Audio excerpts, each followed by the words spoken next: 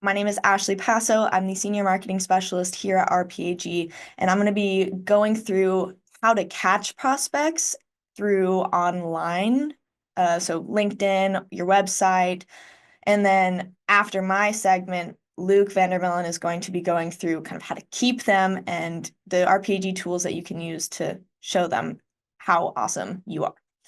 Okay, so Marketing 101, our agenda for today, we're going to be going over how to create lists for prospects, some educational content that you should be doing, a social media calendar, and then some online presence tips with personal branding mixed in, as well as optimizing your website. All right, so starting off with creating lists. So when you're trying to find new prospects, it is important to create an ideal prospect first in your head.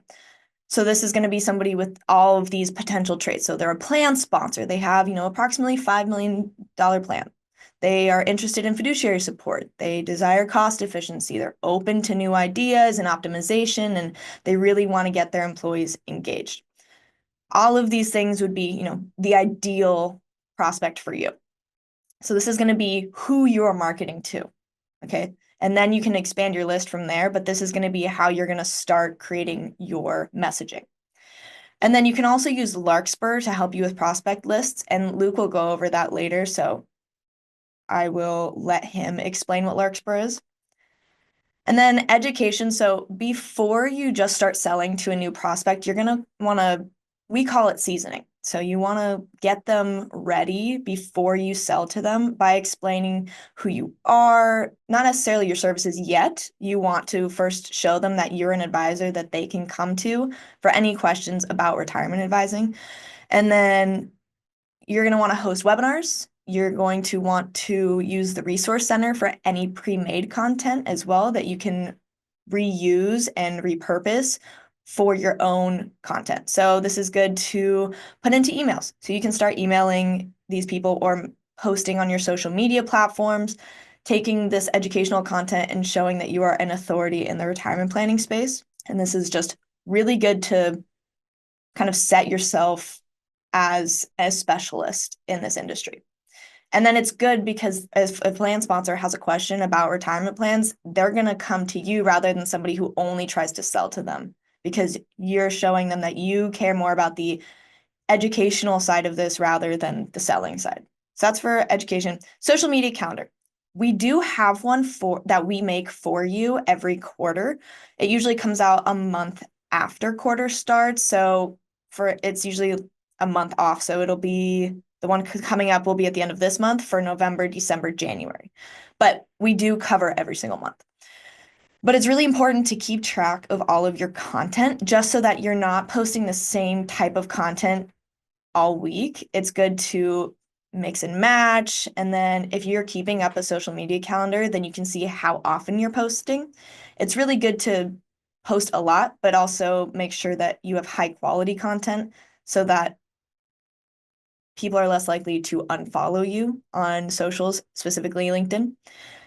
And even though we do have a social media calendar, this is for premium marketing members. So if you are not a premium marketing member, I would look into it because it will help you, especially if you're not super marketing savvy. This is very helpful. We give you a lot of pre-made content. But if you don't have that and you want to get started anyway, I use Google Sheets. You can also use Microsoft Excel and create a calendar that way just to keep track of everything that you're posting. And you can also do it for emails as well, so you're keeping track of your cadences. But this should help you create more diverse content and keep track of the amount of times that you're posting. So then once you start showing them that you're knowledgeable, then you can showcase your services and all of the special things that you do as an advisor that other advisors might not provide. And this is where you're going to create sort of a sales pipeline. So after sending those out for, maybe a month or posting all over socials about educational content, then you can start mixing in those sales emails and sales social posts so that they can say, oh, they don't just provide education, they're also providing me with a service to do this portion of the education that they're teaching me. So if you're saying, hey, you can do more engagement for this plan by doing X, Y, and Z, and you can say, I provide these services. So this is when it would be good to start mixing in those sales services. And then you can also try to set up a call with them saying, hey, I noticed this in your plan, or I noticed that you were looking at this page on my website, let me help you with that. So that's how you're going to create your sales pipeline. Now moving on to your online presence. So when people go to look for you, they're going to Google you. Everybody who you've met, who you're trying to sell to, most of the time they're going to search you online. It's really important to have a good online presence, whether that's on social media or with your website. So you're going to want to make yourself as visible as possible to these people. Your personal brand is just as important as your business brand, especially since this is a very high relationship-based business. I'm going to teach you kind of how to make yourself more visible on LinkedIn first, and then we're going to go through your website and how to make that a little more optimized for you. So maximizing your personal online presence. So one, you're going to have a publicly accessible LinkedIn account. This means that you should be visible whether somebody's connected with you or not. And that's going to be in your privacy settings, which you should be able to find in your menu. And then second, I'm going to go through a couple of these too, and I have screenshots that I'll be able to share with you. You're going to want to keep your personal accounts private. So LinkedIn is more of a public-facing professional account, but your Instagram, your Facebook, and your Twitter, if you are posting, personal opinions and your family members, I would keep those private so that you have a separation between the two. And then third, you're going to want to fill out the About section on LinkedIn, and I'll show you what this is and what you should be doing. Keep your photo up to date. If you were at our national conference, we did have a session about digital marketing, and Rebecca, who was one of our speakers, had mentioned that you should be having your profile updated every 3 years so that it looks like you. So then when somebody does call you, they recognize who you are, and it's not, a picture from 20 years ago. And then if you have access to your firm's LinkedIn or your business's LinkedIn, post from it and make sure to keep it active so that new prospects are able to find your business account and then they can follow it. So especially if you're following the RPAG account, you see that we post consistently. That's just so that our members are aware of what's going on within RPAG and they're aware of events coming up, and it's just a really good idea to keep that active. And then you can also connect with targeted plan sponsors on LinkedIn. You can find a lot of your prospects on LinkedIn and connect with them. And that's how you can start that relationship before you even meet them, before they even reach out to you. So that's why I said you should message them after connecting. It can be something really simple, such as, hey, thank you so much for connecting. Hope you're having a great day. Something really simple and easy. You're not selling to them yet. You can mention what you do, but it's more of just establishing that initial connection. And then when they connect with you, they'll start seeing your educational content and then your sales content. And eventually you can reach out to them to do this. But this is kind of a long game. Marketing is not, post something, expect something immediately. This is, especially with a service industry, it's more of getting that relationship built in the beginning and then being able to sell to them once they understand who you are and what you do. And then comment and engage on other people's posts. So if you're connecting with these people on LinkedIn, you're going to want to comment on their posts that they do. Start getting your name out there, and it just makes you more visible. And then last is ask former coworkers for recommendations.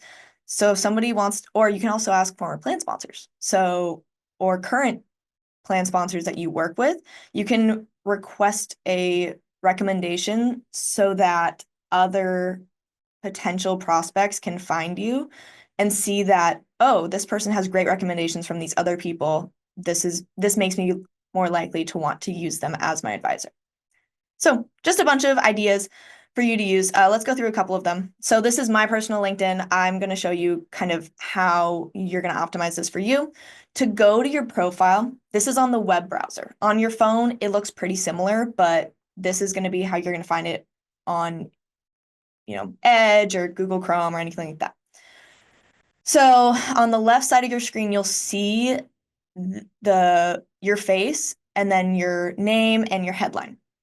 you'll just click your face, and that's going to be how you go to your profile. The other option is in the top right. You'll see, this thing that says me, and with a drop down arrow, you'll click the arrow and you'll say view profile.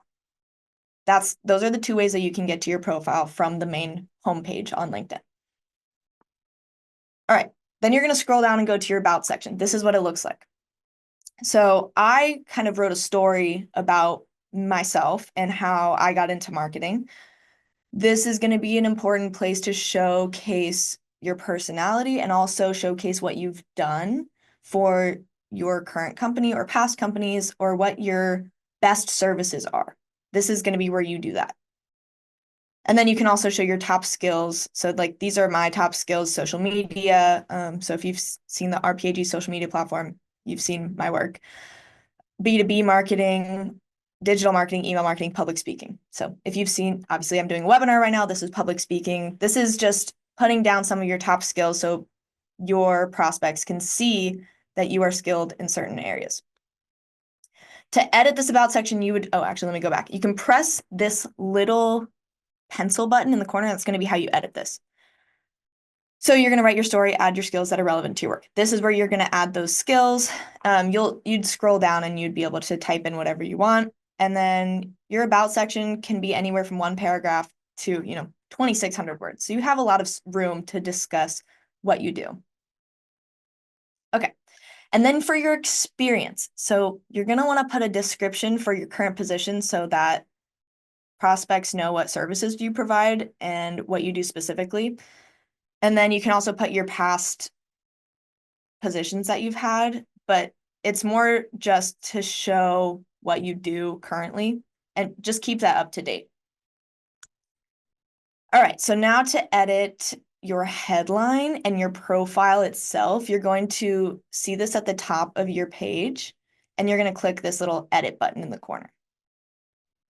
So this is where you're going to want to change your headline. So mine is obviously going to be very different from what yours is. You don't need to copy mine. I don't think most of you are digital marketing specialists. So I don't just have my title on there because it's not very searchable, I guess.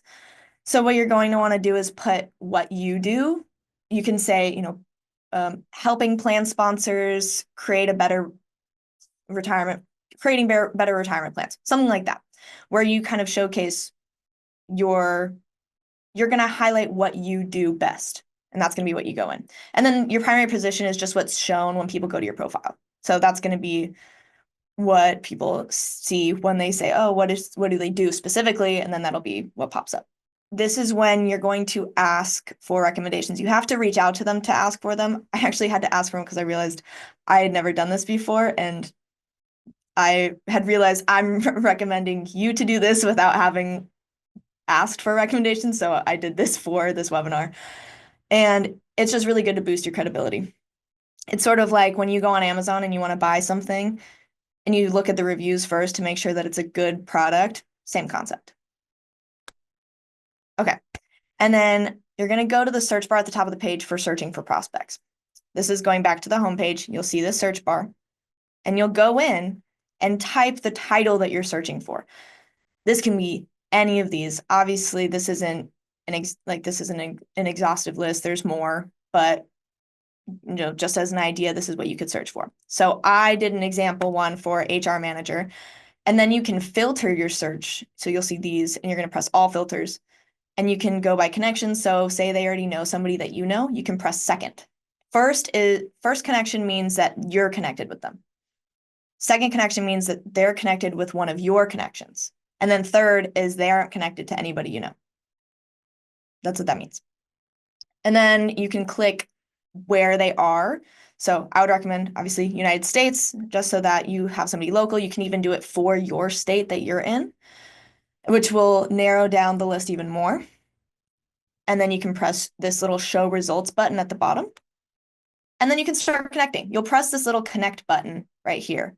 And this is how you'll start connecting. But you can see that there's 889,000 results. So if you can filter it further down, I would recommend doing that. Or even going into these people's profiles and seeing specifically what they do in their description, because it might not be relevant to what you're doing. Sometimes this will just say follow. And if it says follow, don't click that. Click into their profile, and then you'll see these three little dots, and then press connect. Because if you just follow them, they're not going to connect back with you and follow your content. So make sure it says connect and not follow. That's important. All right. Moving on to optimizing your website. So this is really important because this is going to make it easier for people to give you their information. It's going to be important for them to find your firm. It's going to be important for them to find educational resources on your website. So these are going to be the tips that I have for you. Make your navigation simple and intuitive. So this is going to mean having a really clear menu at the top. All right. Keep your team page up to date with headshots. So it's good for prospects to be able to see who you are, who your team is, and it just personalizes you a little more. Clear CTAs, call to actions. This means on your page, you're going to be putting, reach out here, call now. Those are examples of calls to action. So if you see an email saying register now, that's a call to action. Or book a meeting, that's a call to action. So make sure that they are clear and easy to find. And then keep your content up to date. Obviously, I feel like this is a pretty simple one. Just make sure you're constantly updating your website. And then add testimonials and case studies. If you had somebody that had a great experience with you and wrote it down in an email, you can ask for permission to use it as a quote and put it on your website. And then make contact information easy to find. I will show you what we've done after this and show you kind of how we've done this for ourselves. And then offer educational resources. This is kind of going hand in hand with earlier, is showing that you're an authority and an expert in this field. You want to have educational resources available to your prospects and your current clients. And then use some sort of analytic tracking. So you can use Google Analytics. This would be a whole nother webinar if I wanted to actually explain and go into detail what Google Analytics is, but there are plenty of resources online for you to learn how to do this yourself. YouTube is fantastic for this, or you can use LinkedIn Learning. That's where I started learning Google Analytics. But also make sure that your website is compliance friendly. So add disclosures to the bottom of your web pages. If you are not allowed to post it, I don't recommend posting it to your website because that's public. And then keep it mobile friendly. If you have your phone out, I would go to it and go to your website right now and see how easy it is to navigate from your phone. And if it's not, you're going to have to go into your developer and in your web developer and try to make it more mobile friendly, because most people are searching from their phones. They're not doing it as much on their laptops or their computers. So keep it mobile friendly. All right, so I'm going to show you kind of what worked for us. So at the top, you'll see the contact and login. So this is our portal, which I'm sure, all of you have used at one point. And then this is our contact feature. So it'll take you to the contact page and people can fill out a form. Makes it really easy, really searchable. And then also the join RPAG. You see this call to action, very clear, join us, and it's right there on the front page. And then we also have the training and support here. I'll go to the next one. Yeah, here's the contact. And here's all of our menus. It's very easy to navigate. Training and support. So training, this is where you're going to find all of our webinars. Custom solutions, this is where you'll just find information about all of the things we offer. Premier technology, same thing. This is our tools that we have. And then about, this is going to be where you find the careers page that we have. We have an about our team. And then we also have our insights page, which is our blog, which I also recommend looking at every once in a while. So, see, there we go. Conferences and events, webinars, practice management, customer success team. This is where we just show everybody what we do. It makes it easy for people to find us. And then if you want more information about RPAG, we also have our email newsletter. This is where you can sign up for getting information about our webinars, about any news that's coming out when we do our quarterly announcements. So that's important for that. But you can also see we made it very clear on our blog page, sign up for our newsletter. And we have the contact fill form right there. So This is just what's worked for us. Obviously, you can do whatever you would like that works for you, but I just wanted to kind of show what we've been doing. And then, as I mentioned, there are some great resources available to you for marketing. We have the RPAG Video Learning Center. This is where you're going to find all of our webinars. You're going to find um, a lot of information about, you can actually find my marketing webinars on there too. And then some of Luke's webinars are on there. And you can see the monthly and quarterly newsletters, which they're usually white labeled and you can grab them and send them out to your prospects as if you had written them. And then YouTube, I mentioned, is great for learning new skills, especially in marketing. And then LinkedIn Learning Center, you can just search whatever you're looking for. You can even learn, say you wanted to work on your interpersonal connections. You can also find content like that on LinkedIn Learning, which is great. And then HubSpot articles, if you want more marketing information, you can also go to HubSpot and they will have a bunch of articles about different marketing topics. All right. So that is all I have for the marketing portion of this session. And now I'm here to introduce Luke Vandermillen, and he is going to go over how to keep them after you get them through marketing. So take it away, Luke. Awesome. Thank you so much, Ashley. That was amazing information, super helpful. Um, I'll provide a quick testimonial for Ashley right here and now. I've been working with Ashley and some of the other wonderful folks on our marketing team for the last 2 years now. And they have completely transformed our marketing process. Um, Here at RPAG, we used to be very old school in our approach. And we brought in Ashley and some other team members that really overhauled what we did. And as a person in the business development realm, it completely transformed the way I do my job.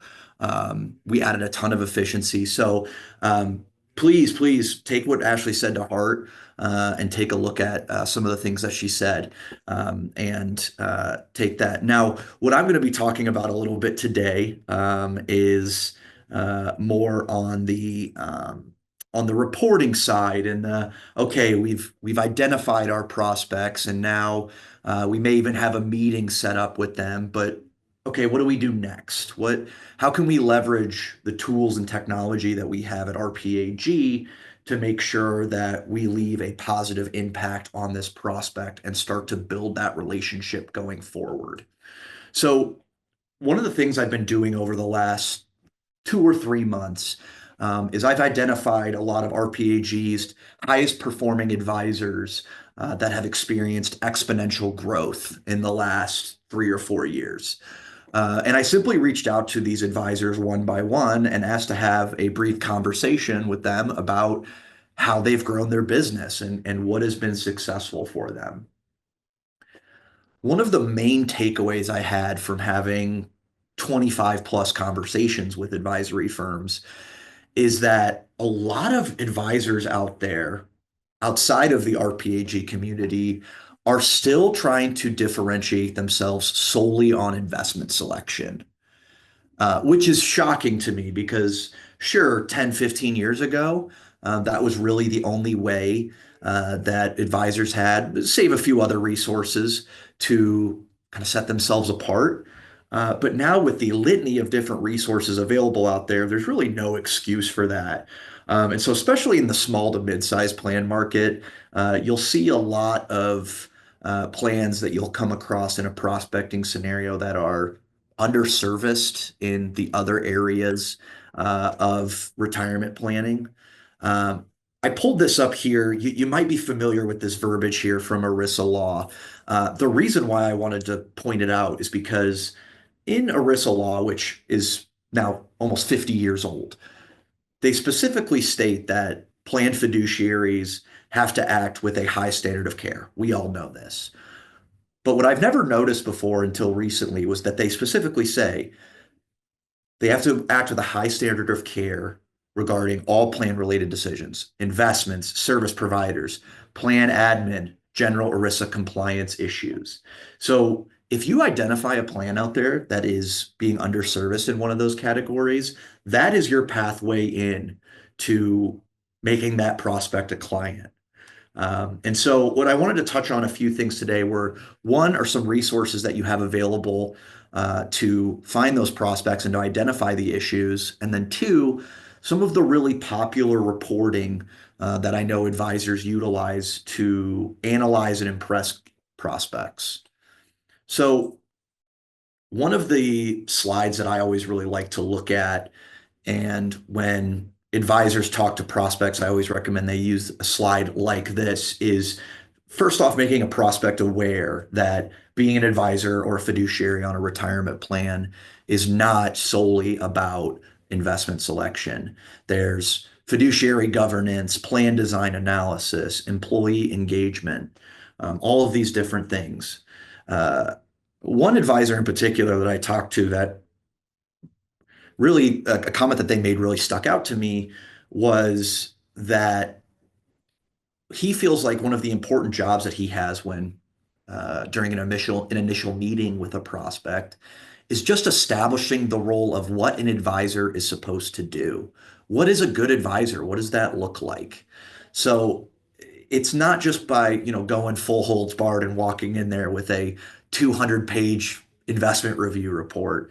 It's about establishing who you and your team are and how they can help that plan and that plan's participants maximize outcomes for their employees. Because again, we're in the employee benefits field. So what we should always be thinking about is participant outcomes. If you've ever seen me do a presentation before, I almost always reference this slide just because I'm a visual person, and I think this is a really good visual of what makes you all as part of the RPAG community different than your competition is hitting on all of these different pieces of retirement planning. Now, the beautiful thing about the RPAG platform is that every single slice of that pie that you see on the right-hand side there, you can find a resource within the RPAG advisor portal that can help you answer or solve a employer's problem in that particular area. Plan governance, we have the fiduciary fitness program. We'll talk about that a little bit later. ERISA compliance. If you're not sending ERISA compliance questions to the RPAG support team, you're missing out on a hugely valuable resource that you have available to you. RPAG works directly with ERISA compliance specialists so that if our members ever have one of those types of questions, we get that over to that ERISA team so that they can provide some guidance and everything in between, plan design, fee benchmarking, et cetera. The other thing that you can really lean on as a RPAG advisor is being part of the most elite group of retirement plan advisors in our industry. So not only are you exposed to the best technology and resources that retirement plan advisors have available, but you also have leverage to the RPAG scale, not only through our CITs, but also, things like going to a record keeper and mentioning, hey, I'm part of RPAG. I'm a serious retirement plan advisor. Leveraging, like I said, the experience of the RPAG team. We have ERISA compliance folks, CFA charter holders, people that have been in the retirement plan industry for 30 plus years. So whatever guidance that you need, whether it's someone like Ashley, whether it's someone like myself, whether it's someone like Veronica Lee to help with practice management discussions, we are here to assist you in growing your business. So let's talk a little bit about prospecting and what we should be looking for when we're hunting for a prospect, so to speak. So one of the my favorite things to talk about with advisors is when you're looking at a Form 5500, what are some of the things that we should be trying to catch? We have, there's a dozens and dozens of things, but there's four that I highlighted here that I think are really easy to spot within a 5500 and can really help you in terms of identifying who is a legitimate prospect that could really benefit from your services. So, couple things: do they have an ERISA fidelity bond? Have they made any corrective distributions? What is the setup with loans? Are there any loans in default with the plan? Are participant deferral remittance being made as soon as possible? These and a number of other things are incredibly helpful to take a look at. Now, I know a lot of us already use some sort of platform to look for 5,500 data. But I really quickly want to highlight here, I'm actually going to pull this up live on our screen, is the 5,500 platform that RPAG partners with called Larkspur. Now, Larkspur is a incredibly powerful tool that you can use to search 5,500 data. What I like the most about Larkspur is you can see here I'm on the Larkspur landing page, and obviously I could type into this search box, for a particular plan I'm looking at. Hey, maybe I met someone, on the golf course, and they mentioned that we don't really get much out of our retirement advisor. You could go search that plan sponsor right here and pull up information on their plan. What I really like about Larkspur is if I click on this advanced button, I can actually set parameters to build a prospect list. Somewhat similar to what Ashley was saying, where, hey, if you need to find prospect lists and get a process going for marketing your advisory services, Larkspur is a great place to start with this. Not only could I look for, hey, show me all of the retirement plans within, under $25 million that are within 25 miles of my home office. You can also get really into the nitty gritty with, let's say, there's a particular fund that you have access to a cheaper version than most other advisors do. You can look for all the plans that hold that specific fund. Larkspur also does some proprietary rating of 5,500 information. So if you want to look at any plans that have a particularly low rate of return or participant contributions, Larkspur can help you find those plans. And you can see over here on the right-hand side, I've got a pretty wide, wide net to cast here, about 817,000 plans. But as I continue to set these criteria that I'm looking for, that field is going to narrow down. Now, let me real quickly pull up here. So I wanted to pull up an example of a plan in Larkspur. And so I'm a big basketball fan. I'm particularly a Los Angeles Lakers fan. So I thought, okay, let me look at the Los Angeles Lakers retirement plan and see what I can find out about it. So I was able to find the plan on the Larkspur website. Quick information I got, 330 some participants, about $33 million in assets in total. It's a DC plan. Couple of the other things I found here, up at the top of the page, you see some of that proprietary rating that I was talking about through Larkspur. So you can see, okay, where is where does this plan land?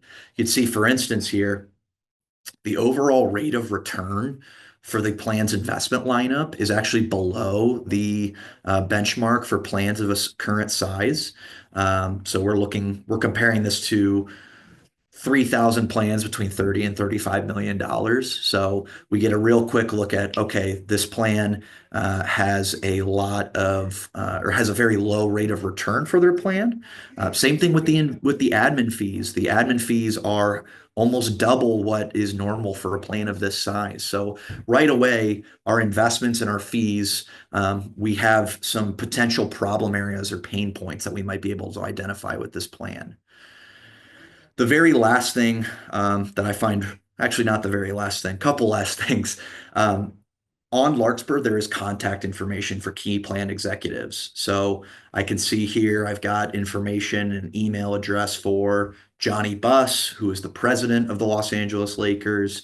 I can see who the signer of the 5,500 is. Maybe I go ahead and look them up on LinkedIn, like Ashley was saying. Maybe I send them a message and say, hey, I'm an advisor in your area.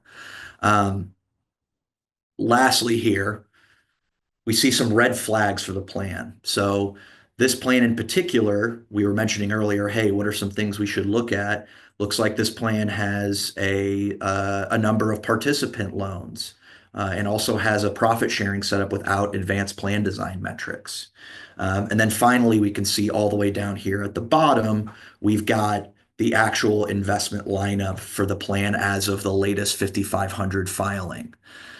So great. We've got all this information now. We can also look at the 5500 if we want to, but okay, what's next? How do we take this information and utilize our tools and technology to put together deliverables for that plan sponsor?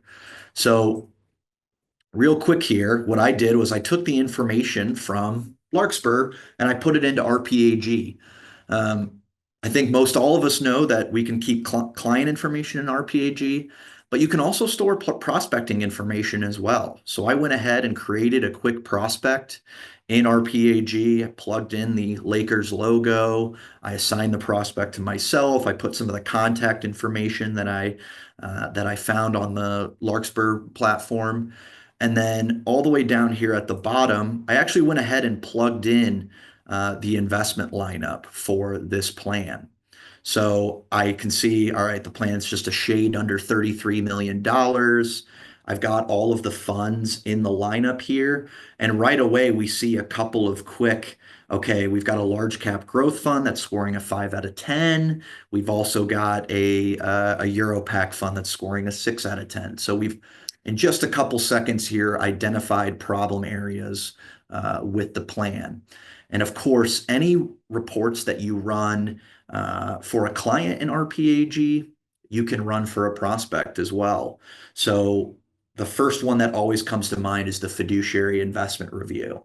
Fiduciary investment review will help you analyze the client's lineup, identify some of the pain points, and then make any corrective solutions, whether it's switching out a fund or something like that. Um, there's two other reports that are very popularly used with prospects. One is the Plan Fees Prism report, which I hope we're all familiar with. One thing about the Prism report that some of you might not know is that if you have the plan data in RPAG, you can actually go to the bottom of this page and click Plan Fees Prism, and it'll automatically port over all of the plan data that you have into RPAG into Plan Fees Prism. So this is where you can do all of your fee benchmarking analysis to see, okay, is the record keeping fee high? Is there a TPA fee that's high? Investments, fee, advisory fee. So the investment review and the plan fees prism, if I had to point to two reports that are what I would say the most popular, it would be those two. Real quick here, I'm going to pop back over to my slide deck here to talk about a couple other things here. So one of the things I get asked a lot about by advisors who are in the midst of prospecting is, okay, we have this 10-point scoring system that we use. It's great. It's very comprehensive, but how do I position it, right? How do I make sure that my plan sponsor understands the value they're getting out of this 10-point scoring system? And so I asked that question to those advisors that I interviewed. And one of the key points that they all made to me was the fact that the RPAG scoring methodology has slightly different criteria for active and passive funds. So in other scoring methodologies, you'll come across a good majority of the time, passive funds do not score well in those methodologies because a lot of those methodologies are purely based off of returns and 3, 5 year numbers and things like that.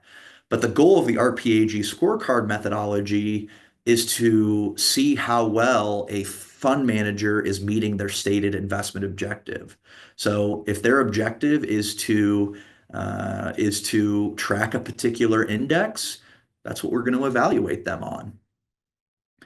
Now, within the RPAG investment review, one of my favorite report modules and one that I always point advisors to is the expense comparison as well as the fund mapping tool. Because this report module, something that with a click of a button, you can pop into the RPAG investment review, and it very quickly gives a summary of the expenses paid by a plan. including, is there revenue sharing? How is that revenue sharing allocated? Um, with this report, it's essentially kind of a proposal tool for you as an advisor to say, okay, here's your current fund lineup on the left. Here are the changes I would make if I was your advisor on the right. And then here is the result of those changes. Here's how I'm going to help your fees. So the other thing with this too is you can include returns and scoring information with this. So you can very easily show, okay, you've got a small cap growth fund that's a 4 out of 10. We can get you into a fund that's scoring a 10 out of 10, has better performance, and then we're still lowering your investment cost in total by about 10 basis points. So it's a very easy way for you to tell a quick story on, hey, I'm going to get you into better investment products at a lower cost. It's a pretty easy story to tell. The other things, too, that you have access to, one of the most popular reports run on the investment side from a prospecting standpoint is the Target Date Fund Analyzer. Um, I know a lot of you folks know the RPAG investment team here. The RPAG investment team can help you run these target date fund analyzers. Um, you know, if you've been in any sort of investment session at a conference over the last couple of years, you'll hear a litany of different statistics about how target date funds have taken over a majority of the retirement plan assets in our country. And so it's becoming more and more important to individually benchmark and evaluate target date funds as a standalone. So the first place I always point folks to is the DOL TDF recommendations, and evaluating the prospects target date fund series through that lens. Do the does the target date series match the participant characteristics?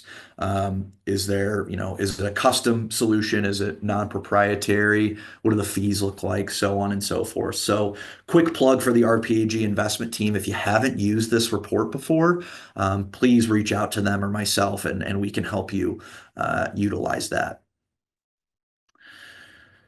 The other piece of your resources include benchmarking fees. So, I know a lot of the folks on the call have utilized our fee benchmarking suite.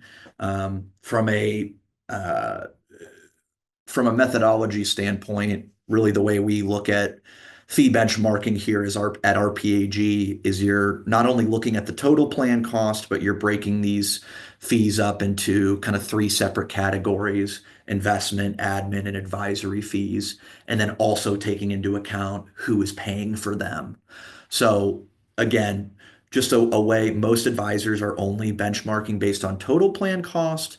But to tell the true story of a plan, you need to look at these individuals' components as part of that total. Um, and then also looking at these fee components from a service standpoint as well. What kind of educational support does a plan need? How complex is the plan? What kind of compliance testing do we need to do? All of these are incredibly important considerations to make when you're benchmarking. And so, since benchmarking can be somewhat complex and nuanced, we make a wide variety of fee benchmarking resources available to you. So there's three really main silos of fee benchmarking reports that you can access through RPAG. The RPAG provider analysis, which allows you to benchmark investments, fees, and services all in one report. It's our most robust RFP and fee benchmarking report that includes the most data points, most robust and most customizable, I should say. And then we have the plan fees suite as well. So the plan fees Prism reports, the newest report in the RPAG suite, RFP Express. We have all of this available for you. One of the things, I'm not going to go too far into this for the sake of time. One of the things I included in this slide deck is a case study. So going from kind of soup to nuts here in finding information on Larkspur, and then utilizing the RPAG fee benchmarking suite to analyze that plan information. Long story short, we found out that the record keeping fee was too high. So we analyzed and identify that. And then we went ahead and we took the plan out to bid, and found a record keeper that was willing to do the plan business at a lower cost.